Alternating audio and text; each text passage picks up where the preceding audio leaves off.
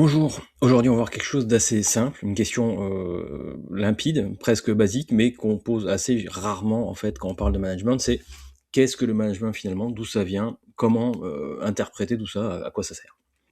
Vous allez voir dans cette vidéo un extrait d'une conférence que je donne assez régulièrement dans des grandes entreprises, dans des écoles supérieures, pour expliquer justement d'où vient le management pour nous, êtres humains, et comment l'aborder. Alors en effet, quand on regarde dans la littérature et qu'on voit, qu'on cherche le thème management, et savoir ce que c'est, comment l'aborder, on va avoir un certain nombre de cours sur le management. On va vous parler de manager coach, parce que le manager doit être aussi un coach. Mais, il doit aussi faire du care management, parce qu'il doit faire attention aux gens. Ça doit être aussi un leader. Alors dans le leader, on va parler de leadership serviteur, puisqu'il doit servir les gens, mais de leadership aussi situationnel, puisqu'il doit se mettre en situation instantanément. Il doit avoir aussi un côté éthique, donc on a un leadership éthique. Il doit aussi suivre tout ce qui est les neurosciences, donc on a du neuro-leadership, il y a des conférences là-dessus. On va parler aussi de pédagogie, puisqu'il doit expliquer, pédagogie expérientielle. Il doit faire de la régulation émotionnelle, ça doit être aussi un pont intergénérationnel, et il doit être un leader évidemment transformationnel. Et en fait, quand on fait le bilan de toutes ces notions, on ne sait plus trop où on est, et on sait plus trop ce que ça veut dire manager, diriger des gens, commander. Et c'est vraiment ce que je vous propose là, c'est revenir à la source, à la base de ce que peut être le management.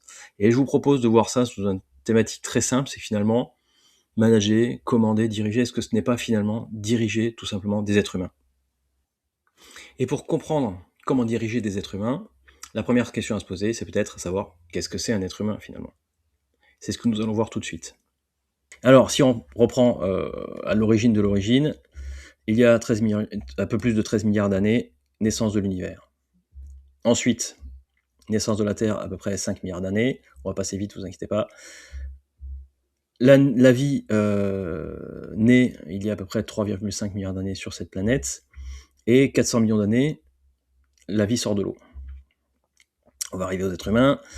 Les reptiles, c'est 350 millions d'années. Les animaux grégaires, à peu près 65 millions d'années. Un animal grégaire, c'est les animaux qui vivent en société, qui ne sont pas assez individualistes et qui créent des groupes sociaux, comme les êtres humains, évidemment. 50 millions d'années, les primates, et l'être humain, on estime que c'est à peu près il y a 300 000 ans. Alors, si on prend ça sur un graphique énorme, alors je ne sais pas si vous voyez assez clairement, là, il faut prendre le graphique de la manière suivante. La naissance de la vie, c'est tout au milieu en bas. Et ensuite, elle va s'étendre progressivement, en partant de la gauche par des bactéries, des plantes, un certain nombre de choses, et on arrive en fait à l'heure actuelle en fait sur la surface extérieure. Ce qui fait que en fait on pouvait pas décrire les choses de manière linéaire, donc les choses se sont étendues petit à petit. Et donc la vie naît tout au milieu en bas. On voit tout un tas de bactéries. Il y a 1 milliard, 2 milliards d'années. Des plantes, des champignons, une explosion là, en rose à l'époque cambrienne de la vie, de tout ce qu'on peut retrouver dans les fossiles d'ailleurs quand vous creusez un petit peu sous terre. Puis les requins, les poissons, les amphibiens. Si on fait un zoom, on arrive sur la partie droite. Les reptiles, les oiseaux et les mammifères. On voit d'ailleurs il y a 65 millions d'années, ce que vous voyez un peu dans le trou là, c'est la fin des dinosaures. Et donc, c'est des lignes évolutionnistes, bim, qui s'arrêtent dans des cul-de-sac. Donc nous, on est tout en bas, tout à droite, les êtres humains. Et donc l'être humain est la continuité de l'évolution de l'ensemble de ces espèces, ou en tout cas pour sa propre partie. Et si on a 5 doigts, c'est que avec un pouce opposable, c'est qu'avant il y a peut-être on avait 5 doigts mais pas opposables. Avant nos ancêtres avaient des pattes. Puis peut-être des nageoires, etc., etc. Et donc on est la somme de l'évolution de l'ensemble de tout ça. C'est la raison pour laquelle je fais cette introduction un peu longue. Mais cette évolution, on la retrouve évidemment dans un endroit bien particulier, le cerveau. C'est-à-dire que notre cerveau est fait en gros en 3 parties. Alors là, c'est de la neurobiologie et pour les nuls, hein. Je caricature un petit peu, mais l'esprit est là et vous retrouvez ça dans beaucoup de références littéraires. 3 parties. Une première, un cerveau dit reptilien, qui va se coller en fait à la moelle épinière, et c'est lui qui va être vraiment l'interface avec l'ensemble de nos nerfs et l'ensemble de ce qu'on va ressentir et de ce qu'on va agir. Donc cerveau reptilien, par essence, c'est j'ai faim, j'ai froid, j'ai peur, j'ai envie de courir, au secours, etc. Donc c'est vraiment les réflexes basiques. Au-dessus, en gros, vous avez un cerveau dit limbique, on parle de l'être humain, qui va être le siège des émotions et de tout l'aspect en fait social. C'est ah ben je l'aime bien, j'ai pas envie, je suis en colère, ça va pas. Cerveau qui s'est en gros créé pour satisfaire en fait tous les besoins des êtres qui vivent en société. C'est-à-dire vivre en société, ça veut dire être bien avec les uns les autres, ne pas être d'accord, s'associer, des fois se dissocier, et il y a toute la partie évidemment de direction. Et on voit que la plupart des sociétés animales sont organisées de manière à ce qu'il y ait un individu alpha, un chef en gros, et des gens qui suivent. Et l'individu alpha qui protège le groupe, en tout cas les autres le permettent d'être individu alpha, alors peut-être parce que c'est le plus fort, mais aussi parce qu'il va permettre de faire survivre le groupe, ou en tout cas de le faire prospérer. Et enfin, vous avez ce qu'on appelle le néocortex, qui est plutôt le siège de la réflexion un peu plus profonde, du langage, d'un certain nombre d'aspects beaucoup plus conceptuels. Et donc, vous avez cette hiérarchie qui fait que si je vous demande de réciter l'alphabet à l'envers, hein, Z, Y, X, W, etc., ça vous demande un effort intellectuel quand même assez important, et on a typiquement dans le néocortex. Un néocortex, c'est E égale MC2, c'est toutes les réflexions assez grandes, Dieu existe, oui, mais où suis-je, je pense, donc je suis, etc., etc. Si, quand je vous fais réciter cet alphabet à l'envers, je vous mets dans la pièce quelqu'un que vous appréciez pas, ou vous êtes par exemple dans la queue à la boulangerie et quelqu'un qui vous passe devant, bim, vous allez arrêter de réfléchir à cet alphabet. Vous allez passer dans le mode émotionnel, et donc tout ce qui est partie néocortex va être complètement court-circuité parce que c'est beaucoup plus important pour vous. Et si en même temps dans cette boulangerie il y a une explosion, là il n'y a plus d'amis, il n'y a plus de personnes, il n'y a plus de queue, et vous allez avoir un petit coup d'adrénaline, vous allez réfléchir assez peu, et là c'est les réflexes qui vont prendre le dessus, et vous allez probablement vouloir sortir le plus vite possible. Et donc il y a cette espèce de hiérarchie en fait de pensée dans votre cerveau, dans n'importe quel cerveau, je dirais n'importe quel animal, dont l'être humain. Alors ça c'est important à comprendre, dans notamment les sociétés animales dont nous faisons partie. Et pour revenir sur ce cerveau limbique qui va court-circuiter toute la réflexion profonde que vous pourriez avoir, prenant par exemple les loups. Les loups, vous savez qu'il y a des individus alpha qui sont en gros élus par le groupe, en tout cas qui vont s'imposer, parce qu'ils vont faire survivre le groupe. Et souvent, ces individus alpha, alors que ce soit chez les chimpanzés, chez les gorilles, etc., sont sélectionnés par rapport à la force qu'ils ont, puisqu'ils sont plus forts, et en tout cas, le groupe va leur faire confiance par déjà leur volonté d'être chef, entre guillemets, et leur volonté, en fait, et leur possibilité, justement, à défendre l'ensemble du groupe. Et chez les loups, comme chez les autres, une fois que l'individu alpha est sélectionné, ou qu'il a réussi à s'imposer, généralement, vous n'avez pas des combats continuels, surtout chez les loups. Le loup a une mâchoire extrêmement puissante, et il peut tuer n'importe quel autre congénère. Et donc vous imaginez bien dans une société de loups, si les loups s'entretuent en permanence pour savoir qui est le chef, ça ne peut pas marcher. De toute façon, c'est pas une société qui a une grande espérance de vie. Et donc vous avez des mécanismes sociaux, ce qu'on appelle de réduction ou de suppression de la violence, qui font que à partir du moment où il y a une hiérarchie qui est établie, eh bien les règles, la hiérarchie va s'imposer, et vous allez avoir une acceptation de cet ordre social de manière à ce que le groupe puisse survivre. Et cette acceptation de l'ordre social, cette réduction de violence, on la retrouve évidemment aussi chez l'être humain. Il n'y a qu'à voir la manière dont nos sociétés sont organisées, de façon assez hiérarchisée quand même. Alors, la démocratie est une chose, certes, mais si vous rentrez un peu plus dans les détails de voir comment les choses sont faites, il y a souvent des chefs, des individus alpha, qui sont soit élus par leur père, soit ils se sont imposés, et vous avez toute une stratification de la société, de la personne qui vit dans la rue jusqu'au milliardaire. Vous voyez que toute la société est extrêmement hiérarchisée, enfin en tout cas stratifiée, et que les choses se passent bien comme ça. Bien ou pas bien, mais en tout cas les choses se passent comme ça. Et c'est le point sur lequel je voulais venir justement, c'est que nous, en tant qu'espèce sociale, nous avons dans notre esprit, à l'intérieur, c'est complètement invisible, quasiment insensible si on ne sort pas un petit peu de son corps et qu'on essaye de regarder comment on fonctionne, ce mécanisme de réduction de la violence, et qui fait que un individu, à partir du moment où il est posté comme un dirigeant, comme un chef, va pouvoir donner ses directives aux autres, et les autres vont l'accepter. Ils vont accepter leur sort, et après ils trouveront toutes les bonnes excuses. Enfin, ce qu'on appelle la dissonance cognitive. Je rentre pas là-dedans, ça peut faire l'objet d'ailleurs d'une autre vidéo, mais vous allez accepter en fait votre rang dans l'organisme. Ça vous empêchera pas de râler, peut-être de chercher à changer votre place dans la société, car le statut est quelque chose d'extrêmement important dans la société grégaire, mais vous allez l'accepter.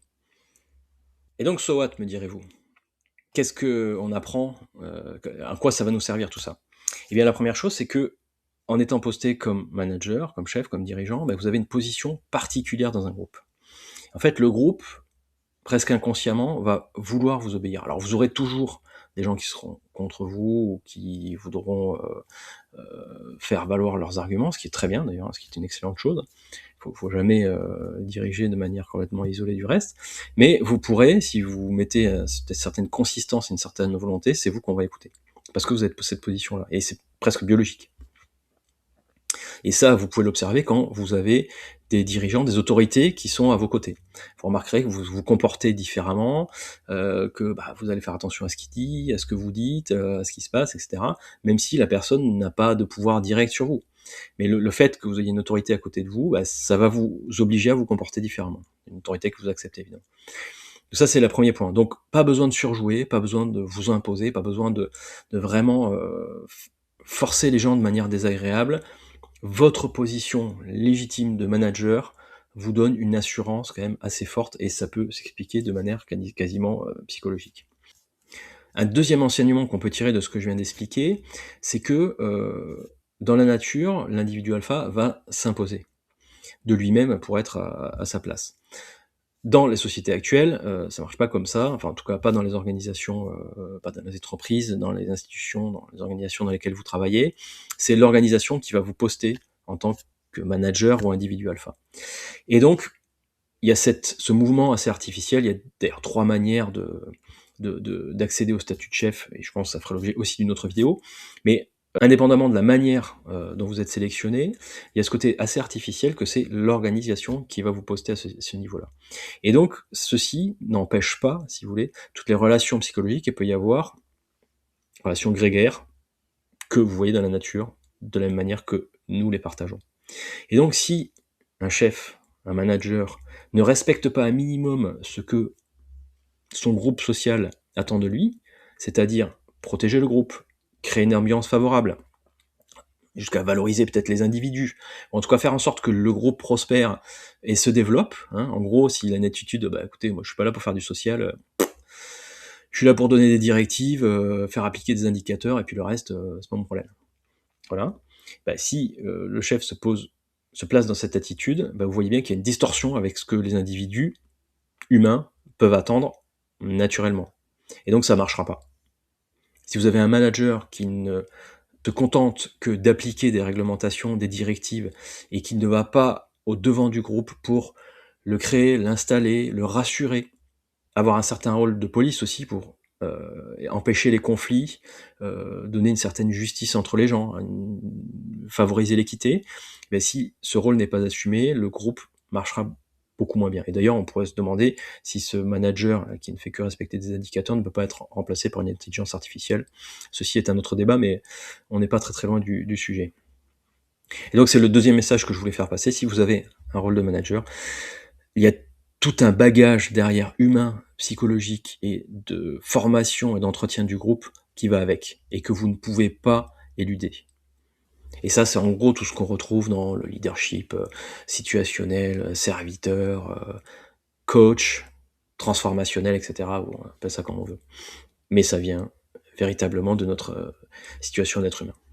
Alors si ces sujets vous intéressent, déjà intéressez-vous à la psychologie sociale. Il y a beaucoup de notions en fait qui vont prolonger en fait tout le discours que j'ai eu juste avant. Vous pouvez retrouver beaucoup d'articles sur mon site qui abordent l'ensemble des thématiques de la psychologie sociale. Si vous voulez des références littéraires, en voici quelques-unes. Vous avez ici de nombreux livres, mais il y a plein d'autres, qui abordent justement le sujet de l'être humain comme vu comme si vous sortiez de votre corps et que vous étudiez en fait cette espèce humaine comme si c'était des fourmis ou une autre espèce animale. Après, pour améliorer votre rôle de manager, votre situation, votre posture et la manière dont vous vivez la chose, je commence à créer un certain nombre de formations que vous pouvez retrouver sur scpm.teacheasy.fr. Alors vous avez le lien qui s'affiche et le lien sera cliquable dans la description de la vidéo.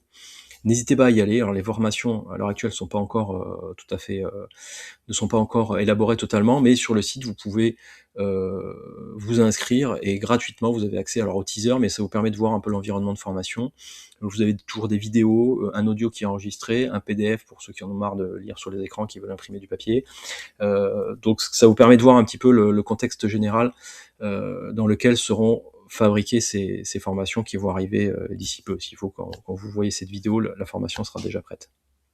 Enfin, vous pouvez aller voir sur mon site soyezchef.manager.com tous les articles qui traitent de ce sujet-là, avec un angle, des fois, de psychologie sociale, un peu de philosophie, voire même, comme j'ai expliqué, là, évolutionniste, mais beaucoup d'autres thématiques, des méthodes et des principes à observer quand on est manager, à tirer de 25 ans d'expérience. Et pour finir, si vous voulez rebondir sur ce que vous avez vu dans la vidéo, n'hésitez pas à laisser un commentaire, voire à vous abonner à la chaîne pour suivre les suivantes. Merci de votre attention, bonne fin de journée et à très bientôt.